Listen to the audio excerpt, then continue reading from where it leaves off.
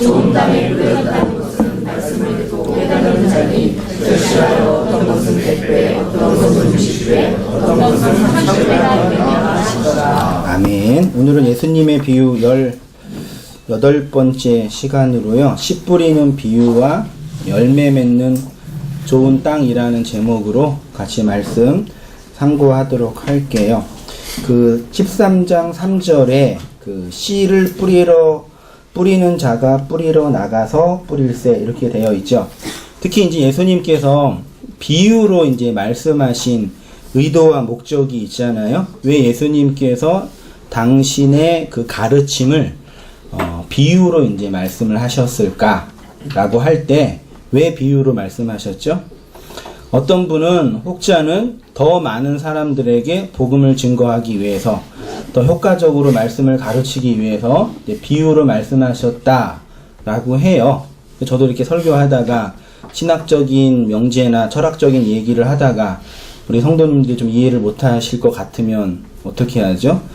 예화를 들든지 쉽게 말해서 하면서 간단한 명제로 얘기하잖아요. 그런 것처럼 예수님도 그렇게 쉽고 명확하게 더 많은 사람들에게 그 복음을 증거하기 위해서 비유로 가르치셨다라고 말하는 분들이 있는데, 그러면 11절의 말씀과 조금 위배가 되죠. 11절을 쭉 보시면 대답하여 이르시되 천국의 뭐요? 비밀을 아는 것이 너희에게는 뭐요? 천국은 비밀이래요. 근데 그 비밀을 예수님께서 가르치시려고 씨 뿌리는 비유 4개를 들었어요. 이게 뭐 어렵나요? 여러분 교회 다 다녀보셨고 또 심지어 안 다니셨던 분들도 씨 뿌리는 비유나 그 내용들은 어느 정도 다 이해하고 인문학이나 철학에도 다 있는 얘기들이니까 되게 쉬운 얘기죠. 근데 예수님은 굳이 이걸 천국의 비유라고 이제 표현하고 있어요.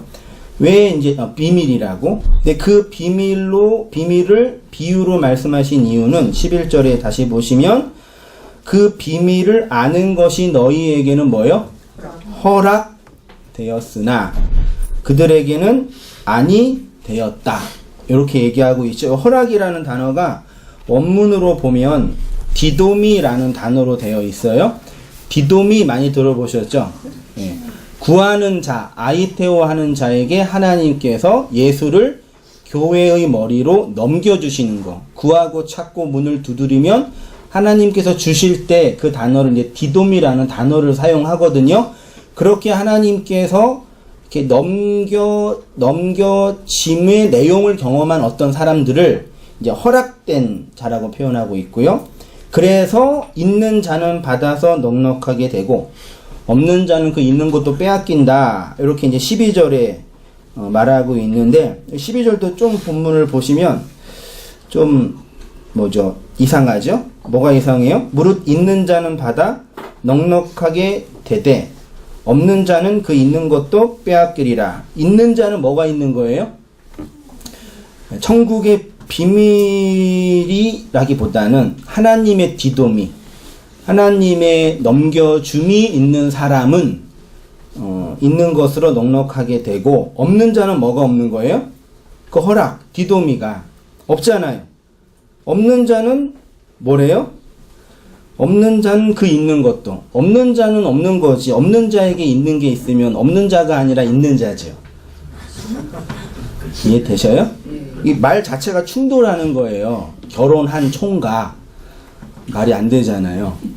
그것처럼 없는 자에게 그 있는 거. 그러면 없는 하나님의 디도미가 없는 자에게 있는 건 뭐예요? 그 하나님의 디도미, 넘겨줌을 받을 수 있는 뭐예요? 기회. 그래서 바울도 에베소서에서 세월을 아끼라 때가 악하니라 그럴 때 세월을 아끼라가 선용하라. 선용하라.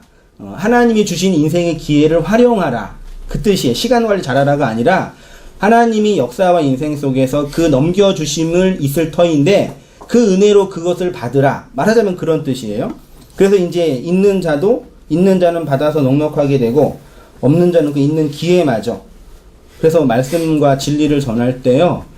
소위 말해 지혜롭게 잘해야 돼요. 왜 그런지 알아요? 말씀을 한번 전해서 그 말씀을 받지 않거나 그 말씀을 거부하거나 그 말씀을 거역하면 말씀을 들을 수 있는 기회가 없어지는 거예요. 말하자면 그런 경험 많이 하거든요. 그래서 우리 인생이 하나님의 말씀, 그 진리를 들을 수 있는 기회들이 있는 거죠. 그게 이제 빼앗긴다, 그 말씀을 하셔요. 서론적인 얘기를 했고요. 그 다음에 이제 우리의 인생과 역사를 향한 하나님의 사역이 있는데, 씨 뿌리는 비유는 천국 말씀을 듣는 것과 깨닫는 것과 관련이 있습니다. 성경에서 씨 혹은 씨를 뿌리는 것은 복음의 진리를 설명하는 아주 중요한 비유이고 상징인데, 이거예요. 우리의 인생과 역사를 향한 하나님의 사역이 뭐라고요? 씨를 뿌리는 거예요. 씨를 뿌리는 분이 누구예요? 하나님. 그 씨를 받는 분은 누구예요? 인간. 요거예요. 그래서 하나님은 어떤 일을 하시냐? 씨를 뿌리셔요. 그럼 씨를 뿌리면 뭐예요? 씨가 땅에 들어가서 자라죠? 씨가 자라서 뭐예요? 열매 맺고, 그러면 열매 맺은 다음에 어떻게 해요? 열매를 거두어 드리고, 그 열매를 어떻게 해요? 곳간에, 창고에 저장하는 거죠. 그게 씨를 뿌리는 자가 하는 거죠. 그럼 하나님이 우리에게 뭐 하신다고요? 하늘에 그 씨를 뿌리신대요. 근데 그 씨를 받는 땅, 그래서 성경에서 땅, 아메리카노가 먹고 싶나봐. 더워.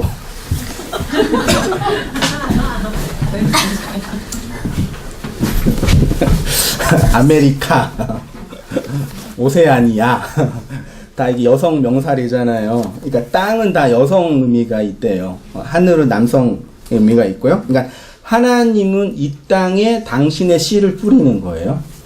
이런 예가 적당할지는 모르겠지만, 그림을 하나 이렇게 그리면, 제가 그림을, 여자의 일생에 대해서 생각해 보셨나요? 여자의 일생. 여자의 일생. 그래서 두 종류가 있어요. 여자가 이렇게 있죠. 그림 잘 보이세요? 이게 누구예요? 여자일. 우리 집사람이 그림 잘 그리는데. 두 번째 종류는 여자이예요. 첫 번째 이 종류의 여자는 어떻게 살아가냐면, 예쁘게 머리를 손질해요. 예쁘게. 옷도 이제 비싼 거 입어요. 신발도 이제 프라다 같은 고급 거 신고. 그분은 감옥에 가 있죠. 손은 이제 그 구찌 비싼 건가요? 아는 게 제가 없어서. 가방 비싼 거 들고. 그리고 또 얼굴도 예쁘게 또 이제 수정도 하죠. 그 의사님이 하는데, 그렇게 이제 여자의 그 존재의 가치를 이제 확장하면서 살아가는 인생 여자, 한 여자의 일생. 여기는 어떤 여자냐면은 남자를 만났어요. 남편을 만나서 결혼을 해가지고 남자의 그 씨를 받아가지고 뭐예요? 아이를 낳아요. 1명, 2명, 3명, 4명, 5명 막 낳아요. 이렇게 낳았어요. 이 두 여자의 일생이 이렇게 있잖아요. 누가 행복해요? 여기요? 여기가 행복해요? 아이 셋 낳은 우리 사모님은 누가 행복한 것 같아요? 그러니까 그저 이 여자는 이제 자기의 존재의 자아를 확장하고 그런 거죠. 그러니까 이렇게 생각해요. 이 여자의 일생에게 하나님이라는 존재가 이 여자의 그 외모와 외향을 치장해 주는 거, 치장이라 그럴게요. 해주는 분이고, 한 분은 누구예요? 이 여자한테 뭘 줘요? 씨를 줘요. 그렇죠? 하나님, 우리예요. 그러니까 기독교는 뭐 하는 종교예요? 하나님께 잘 기도해서 머리 예쁘게 해주세요. 얼굴도 예쁘게 해주세요. 가방도 좋은 거 주세요. 예요? 하나님의 씨를 봐서 애를 막 낳는 거예요. 복음은 이게 아니라 이거죠. 근데 사람들이 교회 가서 뭐 배워요? 요거를 배워요. 치장 예쁘게 해가지고 성공한 여자 1, 2, 3, 4. 근데 그건 거짓말이죠. 예수님이 날 위해 죽으셨다는 얘기가, 날 위해 죽으셨으니까 나를 예쁘게 치장해 주기 위해서 머리도 해주고 가방도 주고 꽃도 주고 그렇게 해서 죽으신 게 아니라 요게 나를 죽인 거예요. 오늘 설교 다 잊어버려. 요것만 딱 머리 기억하시고 집에 가셔서 묵상하시면, 그러면 우리 여자 자매가 아이 한 셋 낳으면 어떻게 되는지 알아요? 자매가 아니에요. 조폭이 돼요.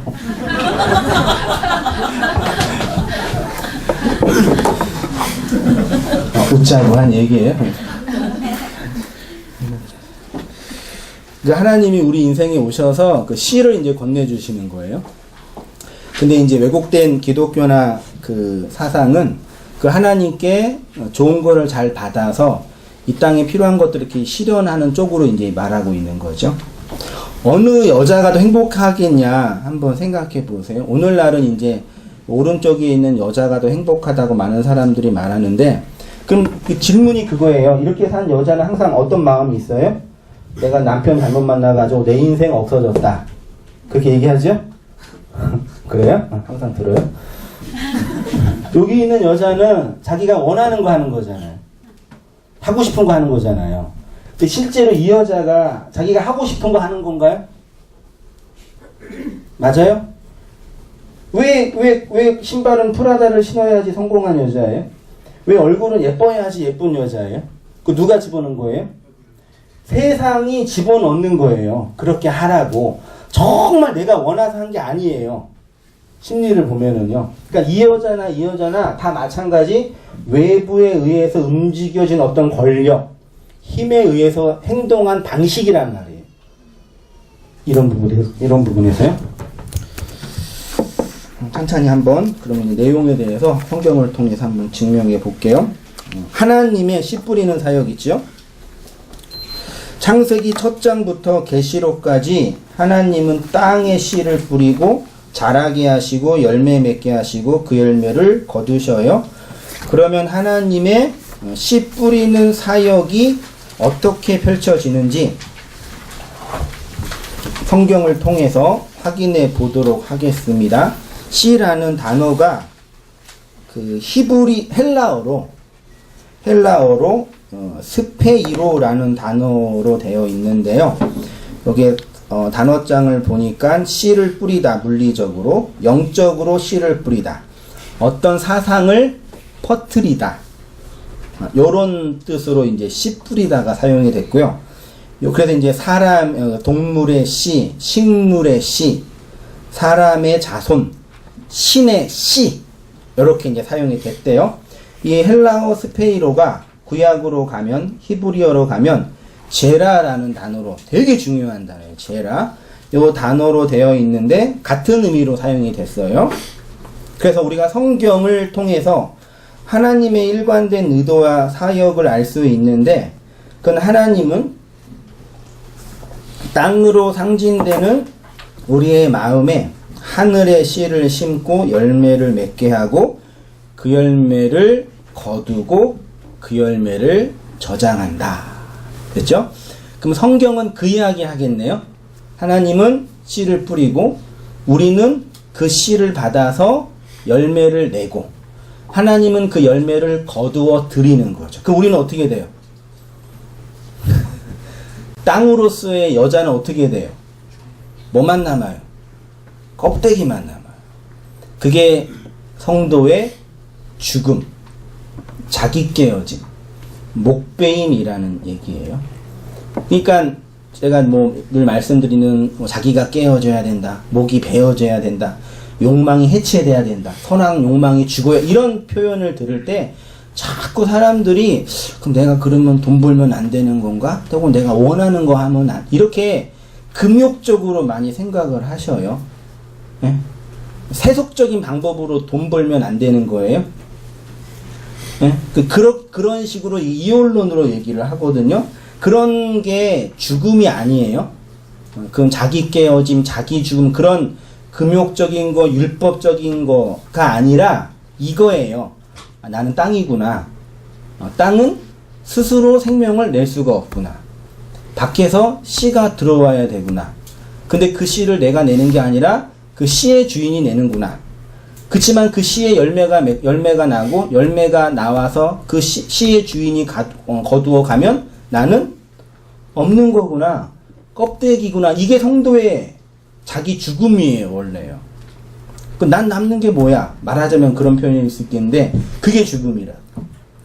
쉽게 말하면 내가 씨바지이구나. 좀 안 좋은 얘기 좀 들을 수 있는데 하늘의 씨를 받는 존재구나. 그거를 알아가는 거고 경험하는 거예요. 근데 세상 모든 사람들은 오른쪽에 있는 여자의 삶을 살라고 하죠. 너가 열심히 하고 노력하고 있어서 예쁘게 치장하고 이렇게 얼굴도 바꾸고 좋은 가방도 갖고 다니고 이렇게 살아라. 그런 말에 속지 마세요. 나중에 다 후회해요. 성경을 쭉 읽다 보면은 하나님은 씨를 뿌리고 씨를 자라게 하고 열매를 자라게 하고 열매를 거두고 열매를 저장해요. 성경에 그래서 이제 그 구약에 하나님께서 이스라엘 백성에게 주신 절기가 있는데 그게 이제 유월절, 맥추절, 그 다음에 수장절. 유월절은 뭐예요? 이스라엘 백성을 애굽에서 뽑아서 어디에 집어넣어요? 가나안 땅이라는 언약의 땅으로 집어넣는 거예요. 그거를 상징적으로 설명하는 게 유월절이에요. 그러니까 유월절에서 출애굽 사건은 출애굽 자체의 목적이 있는 것이 아니라 얘를 뽑아서 약속의 땅, 언약의 땅이라는 가나안으로 집어넣는 걸 시작하시는 거예요. 그러면 그렇게 뽑혀져서 가나안 땅에 들어가면 그 안에서 뭐 해야 돼요? 이스라엘 백성은 들어가서 가나안의 열매를 내야 돼요.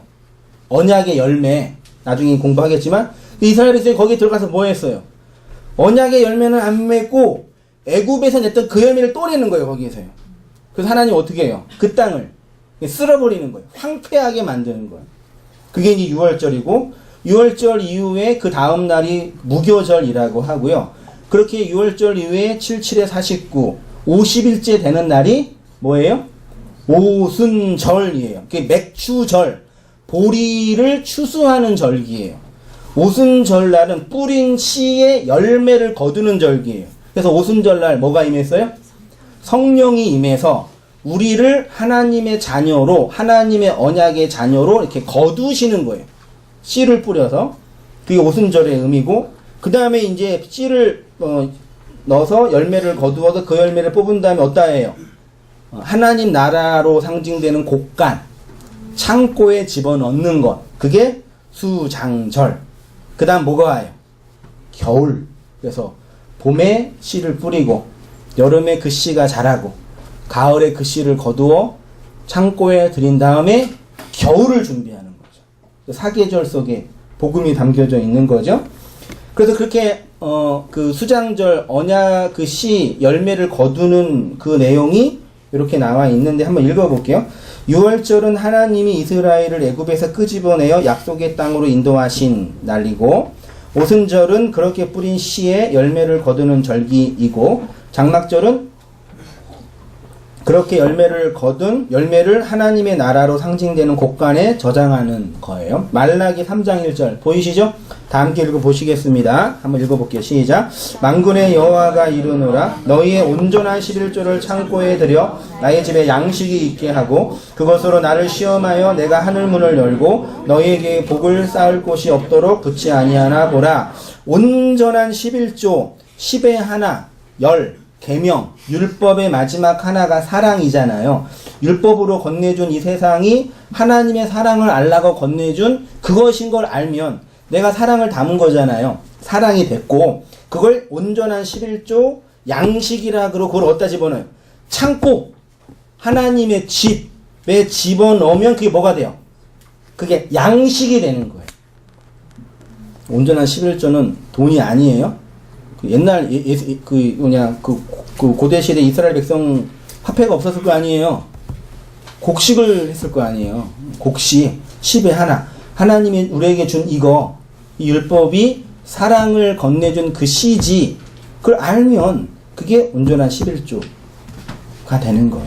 근데 이걸 그 하나님의 생명으로 받지 않고 11조를 내면 하나님이 복을 주시고 더 좋은 걸로 준다고 그런 잘못된 해석을 한 거죠. 이러한 하나님의 구속사는 우리 개인의 마음과 인생 역사 속에서 그대로 일어나죠. 하나님의 말씀, 그 시와는 상관없이 살고 있었던 우리에게 어느 날 갑자기 어떤 일이 일어나요? 그렇죠. 하나님의 말씀이 갑자기 들리기 시작해요. 왜 그랬을까? 모르겠어요. 환경도 바뀌고 사업의 어려움 때문에 관계의 상처 때문에 내가 그동안 믿어왔던 20년은 아니나 이런 회의가 들죠. 고민이 생기고 그때 하나님의 말씀이 조금씩 들리기 시작하잖아요. 씨가 던져진 거죠. 말하자면 그 말씀을 진리의 말로 들으면 어떤 일이 생기냐면 율법을 상징하는 애굽에서 나오게 돼요. 그게 뭐냐? 내가 없음이고 먼지이고 이 세상이 껍데기라는 걸 자각하게 되죠. 그쵸? 그리고 진리를 상징하는 가나안 땅으로 들어가는 과정으로서의 광야를 겪게 되고 그 광야에서 애굽의 옛 사람이 죽고 새로운 사람으로 살아나 그것들을 반복하면서 내가 약속의 땅으로 들어가는 거고 그것이 내가 약속의 땅이 되는 거예요. 내가. 그러면 약속의 땅으로 들어가면 거기에서 뭘 해야 돼요? 땅에 씨가 뿌려졌어요? 그럼 씨는 뭐 해야 돼요? 그 약속의 땅에서 내야 할 열매를 내야 되는 거예요. 되게 중요해요. 율법을 폐하고 율법의 진리를 알아서 그 말씀이 내 안에 씨로 들어오면 율법을 폐하는 게 목적이 아니라 그것이 유일한 목적이 아니라 그 씨에 의해서 만들어지는 진짜 열매라는 게 있단 말이에요. 그걸 제가 어떻게 표현했냐면 쉽게 말해 노예가 내는 열매가 아니라 아들이 내는 열매를 하나님이 기대합니다. 그 열매를 자유, 안식에서 흘러나오는 말이란 단어는 없어요. 그 아들이 내는 열매가 뭐냐? 자유와 안식에서 흘러나오는 말이라고 한번 정해보세요. 그래서 우리 안에 흘러나오는 씨의 열매는 뭐라고요? 자유와 안식에서 말이에요. 말. 그래서 뭐가 중요해요? 말하는 게 중요해요. 말만 번지르게 하면 되냐 그렇게 말할 수도 있는데 말하는 게 진짜 중요해요. 그래서 우리나라 속담에도 말 한마디로 청량 아무튼 그거 갚는다고 하잖아요. 왜곡된 말을 버리고 내용으로 있는 그 말을 하는 거예요. 여러분 어떤 말을 하고 사셔요? 어떤 말이 속에 있어요. 그 씨가 뭘 상징할까요? 이거 되게 중요한 그림이에요. 그림은 못 그렸지만 그 씨잖아요. 씨가 뭘 상징하죠? 결국 씨는 뭐죠? 말씀이죠. 그 말씀은 뭐예요? 유추를 하는 거예요. 예수죠. 예수님이 말씀으로 오셨잖아요. 그래서는 뭐예요? 영이고 그거는 또 문자고 그건 또 글이고 그건 또 우리의 속이고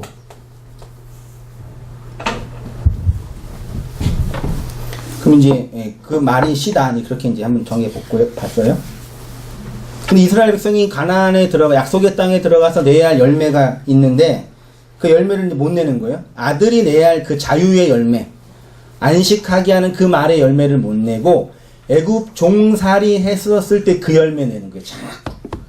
그 대표적인 예가 이사야 5장 1절에 있는 말씀인데요. 나는 내가 사랑하는 자를 위하여 노래하되 사랑하는 자의 포도원을 노래하리라. 내가 사랑하는 자에게 포도원이 있음이요 심히 기름진 사내로다. 땅을 파서 돌을 제하고 극상품 포도나무를 심었도다. 그 중에 망대를 세웠고 또 그 안에 술틀을 팠도다. 좋은 포도 맺기를 바랐더니 들포도를 맺었도다. 예루살렘 주민과 유다 사람들아 구하노니 이제 나와 내 포도원 사이에서 사리를 판단하라. 내가 내 포도원을 위하여 행한 것 외에 무엇을 더할 것이 있으랴. 내가 좋은 포도 맺기를 기다렸거늘 들포도를 맺음은 어찌민가. 그러니까 하나님이 이스라엘 백성을 애굽에서 끄집어내서 가나안이라는 약속의 땅에 집어넣는 이유는 뭘 이렇게 뽑으려고 하신 거예요. 잘 들으세요. 네. 뭘 뽑으려고 한 거라고요. 근데 그 뽑으려고 한 거를 애굽 종 노예에서 생각했던 방식으로 또 내려고 그러는 거예요. 근데 어떤 열매가 나와요. 하나님은 이스라엘에게 극상품 포도나무, 그러니까 진리가 내는 열매를 얻기를 원하셨는데 들포도, 즉 여전히 율법의 열매를 맺고 있었던 거지요.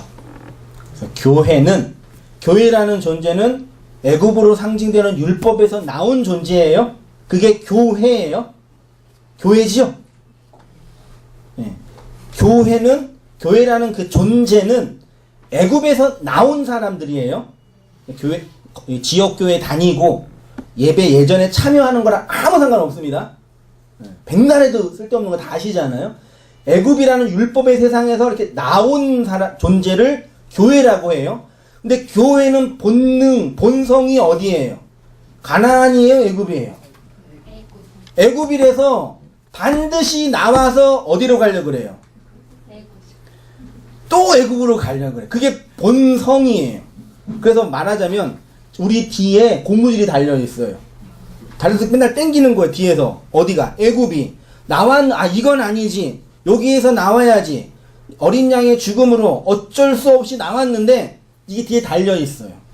나와가지고 약속의 땅으로 가는 존재가 됐는데 또다시 돌아가는 거죠. 이 줄 끊어져요? 안 끊어져요? 끊어진 분. 나는 완전히 진리가 됐다. 그런 분 계셔요? 그냥 이제 표현상 거듭났다, 중생했다, 진리가 됐다, 그리스도의 영을 받았다 하는 거지. 우리는 그 긴장 속에 항상 있죠.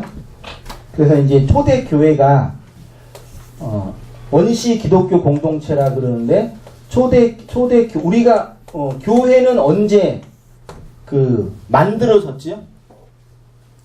원래 교회는 하늘에서 떨어졌어요? 하나님이 뿅! 야, 너 교회 돼! 그랬어요? 아니에요. 교회는 세상, 애굽에서 만들어졌잖아요. 그쵸? 그럼 우리가 알고 있는 초대교회는 언제 만들어졌어요? 사도행전 2장에 무슨 절기? 아까 했잖아요. 오순절. 오순절날 성령이 임해서 그때부터 비로소 교회가 된 거예요. 그전에는 교회가 아니라 그런 얘기 지금 논할 필요 없어요? 그럼 초대교회 공동체가 원래 어디에 있었죠? 원래 크게 세 종류가 있어요. 종교적으로는 유대교, 제가 강의 많이 했었어요. 철학적으로는 어디요? 그리스 헬레니즘. 정치적으로는 로마. 이 유전자를 가지고 여기서 온 거예요. 그러니까 여러분 온 땅기에 오셨잖아요. 여기 온 것 중에 여러분의 배경이 다 달라요. 순복음 같은 교회에서 율법적인 가르침 안에 살았던 분도 계시고, 여러 선생님들을 통해서 그런 진리적인 것들에 대해서 고민해서 오신 분도 계시고, 혹은 그냥 여자친구 때문에 억지로 온 분도 계시고, 기타 등등 다양하게 있어요. 그 유전자가 그대로 있단 말이에요. 일로 왔는데 이거 없어져요? 안 없어져요? 안 없어져요. 그래서 초대교회 공동체가 항상 이 유대교적 배경, 이게 율법 종교잖아요. 들어와서 여기서 이제 그리스도인, 초대교회 공동체가 됐는데 이게 서운한 거예요. 옛날에 율법, 할례, 요걸 안 하니까 불안한 거예요. 베드로 같은 사도도 그 안에서 불안해하고 있는 거예요. 그 사도발이 와가지고 너는 그리스도를 믿고 성령을 받았던 애가 왜 다시 율법으로 돌아가려 그러냐. 이 나쁜 놈하고 막 지랄지랄 한 거예요. 그래서요. 이게 본능이라고요. 그 이야기가 갈라디아서에 이렇게 되어 있어요. 1장 6절에 그리스도의 은혜로 너희를 부르신 이를 이같이 속히 떠나 무슨 복음이요? 이 다른 복음이 어떤 분은 이단 뭐 그러는데요. 그게 아니라 그냥 율법 그러면 돼요. 저는 그렇게 해석이 돼요. 뭐 이단적 교설. 바울이 정말 죽자고 몸 바쳐서 복음을 전했어요. 그 교회를 세웠다. 물론 바울이 세운 건 아니지만 교회를 세웠어요. 그래서 다시 이제 사역하려고 떠났는데 떠나니까 다시 또 어디로 도망가요? 율법으로 가는 거예요. 그러고 열받아가지고 이것들 뭐 하는 거라고 막 가가지고 계속 막 싸우고 욕하고 이 나쁜 놈들아 그러면서 인사도 없어요. 거의 눈알 뒤집어져가지고 니네 내가 그러고도 어떻게 그리스도인데 막 하면서 싸우는 게 갈라디아서예요. 다른 복음을 전하면 저주가 있을지어다. 이렇게. 3장 1절에 어리석도다 갈라디아 사람들아 예수 그리스도께서 십자가에 못 박히신 것이 너희 눈앞에 밝히 보이거늘 누가 너희를 꾀더냐 내가 너희에게서 다만 이것을 알려 하노니 너희가 성령을 받은 것이 율법의 행위로냐 믿음으로냐 너희가 이같이 어리석냐 성령으로 시작했다가 육체로 마친다 다시 율법으로 돌아간다 그 얘기예요. 그래서 교회 공동체는 뭐 하는 거냐면 말씀, 진리, 교제, 나눔을 통해서 자꾸 율법으로 돌아가는 사람 뒤를 잡고 어떻게 해야 돼요? 끌어당기는 거예요. 거기 가면 안 돼. 한번 생각해보세요. 여러분 이렇게 신앙생활 하고 계시는데 진리를 알고 말씀을 배우고 계시잖아요. 근데 그거 안 해요. 예배도 안 드리고 성경 공부도 안 하고 설교도 안 듣고 공부도 안 하고 그냥 열심히 살아요. 최선을 다해서. 어떻게 될까요? 어떻게 될까요? 다시 거기 있어요. 제가 많이 경험했어요. 성도님들 지체들 나누면서 우리의 본능이에요. 그 얘기를 바울이 성령으로 시작했다가 육체로 마친다. 그런 거예요. 그러니까 이 부분에서 이제 우리가 이제 깊이 이제 고민할 게 뭐냐면 그러면 나는 애굽에서 나와서 그 진리로 그 말씀으로 가나안이라는 언약의 땅으로 심기어져 있는 존재냐 이 부분을 생각해 봐야죠.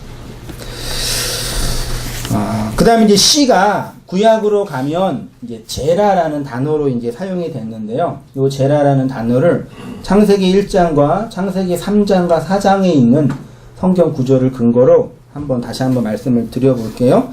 창세기 1장 11절 한번 여러분이 한번 읽어주세요. 13절까지 시작. 하나님이 이르시되 땅은 불과 씨 맺는 채소와 각기 종류대로 씨 가진 열매 맺는 나무를 내라 하시니 그대로 땅이 불과 각기 종류대로 씨 맺는 채소와 각기 종류대로 씨 가진 열매 맺는 나무를 내니 하나님이 이르시되 좋았더라. 저녁이 되고 아침이 되니 그러니까 하나님이 셋째 날 뭘 창조하셨어요?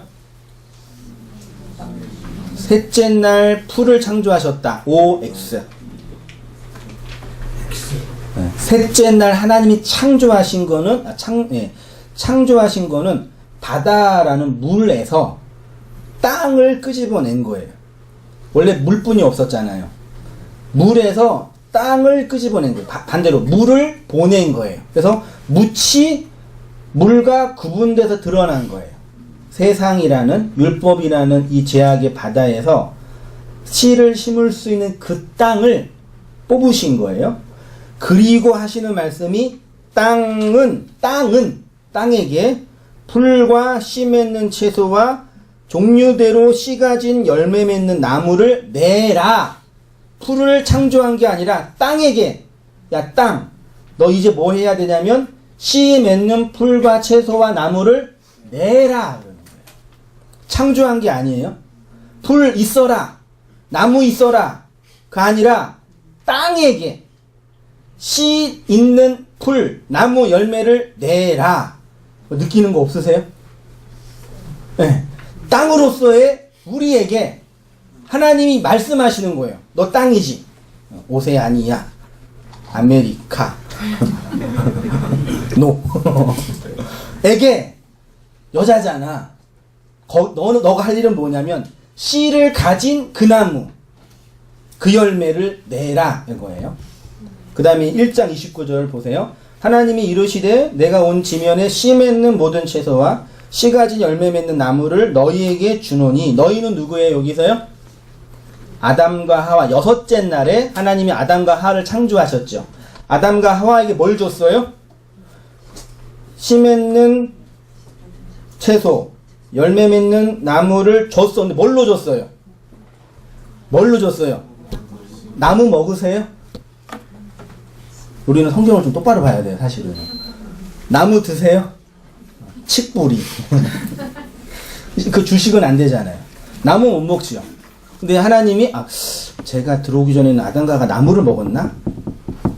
그럴 수 있겠는데 그런 얘기가 아니라 하나님이 아담과 하와에게 양식을 주시는 거예요. 양식, 먹을거리. 먹을거리를 뭘로 줬냐? 씨를 가진 나무, 풀, 채소. 나무에서 뭐가 나와요? 이게 본문이요. 씨를 가진 나무잖아요. 나무에서 뭐가 나와요? 씨가 나오잖아요. 씨. 나무에서 뭐가 나온다고요? 씨. 역사 속에서 나무에서 씨가 나온 사건이 뭐예요? 예수님이 언약의 나무에 달려서 죽으셔서 우리한테 뭘 보내주셨어요? 그 성령, 영, 씨를 건네줬잖아요. 그 얘기하는 거라니까요. 우리가 성도가 이 땅에서 뭐 먹고 살아야 돼요? 네, 말씀, 그게 씨예요. 나무에서 나오는 그 언약의 씨, 그거 먹고 살라라는 언약이 담겨져 있는 말씀인 거죠. 그거를 먹을거리로 주신 거예요. 여기 주셨다도 히브리어로 나탄이라는 단어인데 이게 디돔이에요. 디돔이. 예수님이 십자가에서 달려서 요한 복음인가 19장의 표현에 머리를 숙이니 영혼이 떠나가시다 되어 있거든요. 그때 그 영혼이 푸뉴마, 영 떠나가다가 예수님의 영혼이 어디로 떠나가요? 떠나가다가 디도미로 되어 있어요. 넘겨지다. 바울은 바울 서신에서 뭐라 그랬어요? 교회의 머리는 그리스도라 그랬잖아요. 그럼 예수의 그 머리가 삭제돼서 어디로? 교회는 누구예요? 우리죠. 우리에게 들어오는 거예요. 그럼 우리가 원래 애굽에서 갖고 있었던 우리의 율법의 머리는 어떻게 돼요? 잘리는 거예요. 율법의 머리가 잘리고 예수가 언약의 나무에서 낸 그 머리가 우리 안에 붙어서 우리가 뭐가 되는 거예요? 또 다른 의미에서의 그리스도인이라고 얘기하는 거예요. 그래서 그거를 교회라는 개인, 공동체라고 얘기하는 거죠.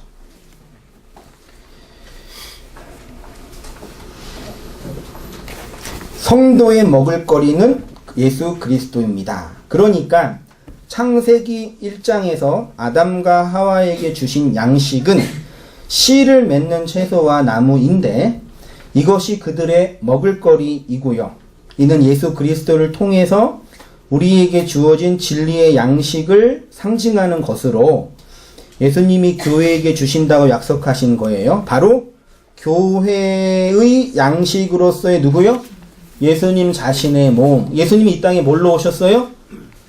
먹을거리로 오신. 그래서 예수님이 말 구유, 말 밥통, 말 밥그릇, 짐승이 먹는 밥그릇으로 양식으로 오신 거예요.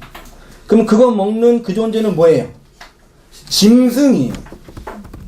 그 인간이 그리스도의 영을 받지 못하면 뭐예요? 짐승이에요. 그래서 짐승 짓 하는 거예요. 그 이성 없는 짐승 그래요. 그 이성이 로고스예요. 로고스. 말 없는 짐승. 그러니까 물론 이제 더 많이 고민을 해야 되겠지만 이 땅에 인간을 모두 여자라 그랬죠. 땅이라 그랬죠. 땅이에요. 그냥 땅. 이게 땅인데 그래도 육체만 있단 말이에요. 육체만요. 영 있어요? 없어요? 푸뉴마로서 루아흐로서의 그 영이에요? 있어요? 없어요? 물론 이거 2000년의 교회 역사의 어떤 신학적인 논쟁이 되는데, 하나님이 인간을 창조할 때 육과 영을 창조했다 그러면 영 언제 만드셨어요? 엄마 뱃속에서 난자에 있었을까 정자에 있었을까 그 영은? 잉태될 때? 그래서 루터 같은 사람은 창조설 해가지고 영원 전에 하나님이 영을 이렇게 만들어, 영이 다 이렇게 있어요. 루터 얘기예요. 하나님 나라의 영, 육체가 아직 없죠. 근데 역사 속에 육체가 만들어지죠. 인간을 통해서 창조될 때 영을 보내는 거예요. 루터 개신교 신학이 이거예요. 오류가 많이 고민이 되는데, 아무튼 이제 내가 고민하는 건, 모든 육체로 태어난 모든 인간은 영이 없어요. 말이 없잖아요. 말. 씨를 안 받았잖아요. 그런 의미에서 인간이 존엄하지 않다 그 뜻이 아니에요. 없는데 영을 받지 않으면 그냥 육체예요. 짐승이에요. 그래서 누군가 영을 받아요. 남편 만나요. 말씀을 들어요. 그래서 육체와 영이 합해서 뭐가 나와요? 생명이 나오는 거예요. 생명. 우리에게 그 영을 건네주기 위해 오신 양식 예수님. 요한복음 6장 27절 보셔요. 썩을 양식을 위하여 일하지 말고 뭐요? 영생하도록 있는 양식을 위하여 하라. 그 양식에 대해 설명해 주시죠. 양식이 뭐예요? 인자가 너에게 주리니 인자는 아버지 하나님께서 인치시는 잔데 내 살은 양식이고 내 피는 음료다. 내 살은 참된 양식이요 내 피는 음료다. 그래 그거 먹고 너희가 그리스도의 영을 받은 신부로 생명 나는 여자로 살아라. 제가 지난번 얘기했잖아요. 한 사람의 인간이 이 땅에 태어나서 내가 왔다고 증명할 수 있는 유일한 근거는 자식이 있잖아요. 그래서 인간이 본능적으로 자식을 낳는 욕망이 있어요. 오늘날 젊은이들이 이 욕망이 삭제당하고 있죠. 집도 없고 절도 없고. 그러니까 얼마나 힘든 세상이에요. 본능을 거역하는 거라니까요. 그 다음에 이제 제라가 사용된 부분이요. 창세기 3장 15절 아주 중요한 말씀인데요. 내가 너로 여자와 원수가 되게 하고 너의 후손도 여자의 후손과 원수가 되게 하리니 여자의 후손은 내 머리를 상하게 할 것이고 너는 그의 발꿈치를 상하게 한다 그랬죠. 이 하나님은 인류의 구원을 위해서 여자의 후손이 제라예요. 제라인데 이거 후손으로 번역을 한 거예요. 씨를 주겠다고 약속을 했어요. 씨에 대한 약속과 그 약속의 성취. 그래서 선악과 먹어 율법 아래에서 선악 욕망으로 살고 있는 아담과 하와가 기다렸던 게 뭐예요? 씨. 자손을 기다린 거예요. 창세기 1장부터 창세기 전체 이야기가 다 어떤 이야기냐면 씨를 주실 걸 언약하시고 그 씨를 받고 씨를 내는 거예요. 아담과 하와가 죄를 범해서 하나님이 3장 15절에 언약 준다, 씨 준다 약속했으니까 그 씨를 기다리는 거예요. 나온 씨가 누구예요? 가인. 얘가 하나님이 우리에게 준 그 언약인가? 기다렸어요. 어떤 일이 벌어졌어요? 가인이 아벨을 죽였어요. 그리고 노아도 그렇고 아브라함 얘기는 다 뭐예요? 씨를 주시겠다. 하늘의 별을 봐라. 이렇게 네 후손 제라를 주겠다. 이삭, 야곱, 요셉 다 씨 얘기예요. 지난주 얘기했던 거 다말은 그 씨를 못 받았잖아요. 그 과부의 원한이 있었잖아요. 그래서 믿음으로 그 씨를 받은 거죠. 바세바, 사라, 룻 다 그 얘기예요. 씨를 받고 씨를 낼 수 없는 불임의 여인 한나. 그래서 기도하고 그 씨를 받은 거예요. 애 낳았다는 얘기가 아니라 이 언약 받은 거예요. 예수 받은 거예요. 영 받은 거고 말씀 받은 거고.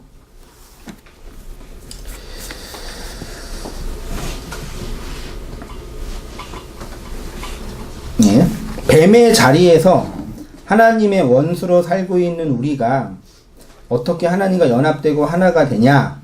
어떻게 구원받냐? 천국이 되냐? 영생을 얻냐? 여자의 후손으로 오신 예수 그리스도가 뱀의 자리에서 선악 욕망을 따라 살고 있는 나의 머리를 뭐하고요? 그러니까 이거 나의 머리의 삭제, 자기 깨어짐 이런 얘기를 율법, 윤리, 도덕이 아니라 내가 여자구나. 여자가 살 길은 예쁘게 치장하고 예쁜 옷 입고 명품 가방 들고 나 예쁘다 자랑할 게 아니라 여자가 살 길은 뭐예요? 나에게 씨를 건네줄 그 남편 만나는 거예요. 근데 여자의 자존심에 요게 이제 누가 내 눈에 찰 그 남자가 있겠어요? 농담이에요? 근데 모든 사람들 모든 사람들은 내가 그래야지만 생명을 얻을 수 있다고 생각 안 하고 나를 자꾸 치장하고 예쁘게 하면서 살려고 하는 거예요. 그게 머리로 사는 거예요. 자기 욕망으로, 선악 욕망으로, 교만함으로, 자기 의로움으로, 자기 가치로 다 그러고 살잖아요. 바벨탑 쌓으면서 난 내 힘으로 생명 낼 수 있다. 내가 예쁘게 치장하고 예쁘게 하면은 내 의의를 개발하고 내 율법을 개발하고 내 도덕을 개발하고 그러면은 좋은 세상, 밝은 세상, 따뜻한 세상 만들 수 있다. 다 그러잖아요. 거짓말. 그럴 수 없어요. 점점점 세상은 힘들어지고 어두워져요. 본능상, 메커니즘 자체상 그럴 수가 없다니까요. 근데 그렇게 살고 있는 자들에게 어떤 사람이 내가 여자네? 그럼 내가 살 길은 뭐지? 밖에서 생명 들어오는 거네? 내가 땅이네? 땅은 아무것도 아니잖아. 그걸 자각한다고요. 그리고 그 씨를 받아서 그 생명 낳고 계속 낳고 살다가 뭐만 남아요? 껍데기. 내 생명 어디로 가요? 그 자손에게, 그 언약에게, 그 말에게. 그래서 내가 그 말로 살아가는 거죠.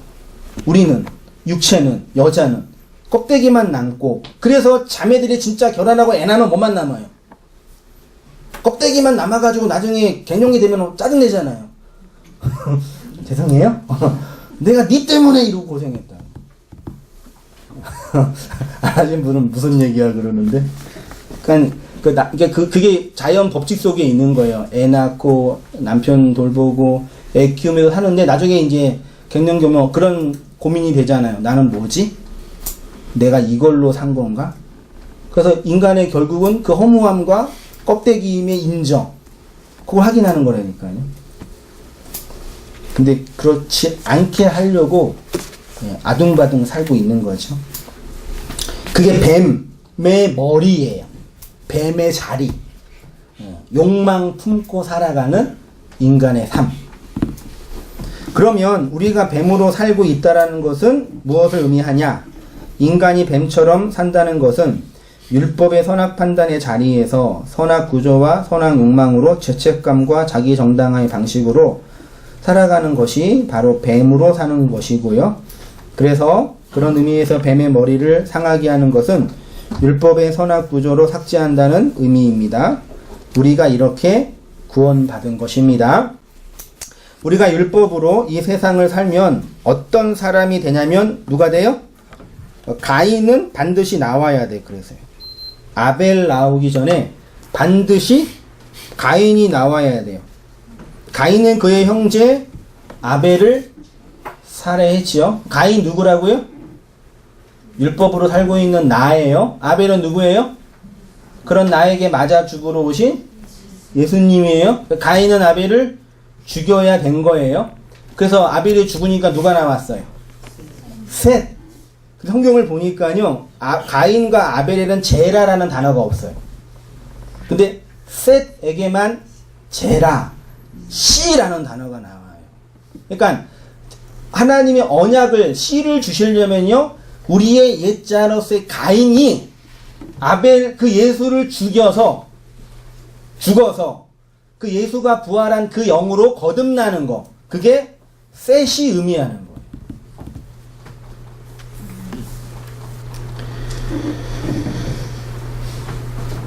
네, 가인으로 살고 있는 내가 아벨을 죽여야 셋이라는 언약의 씨를 보내주시죠.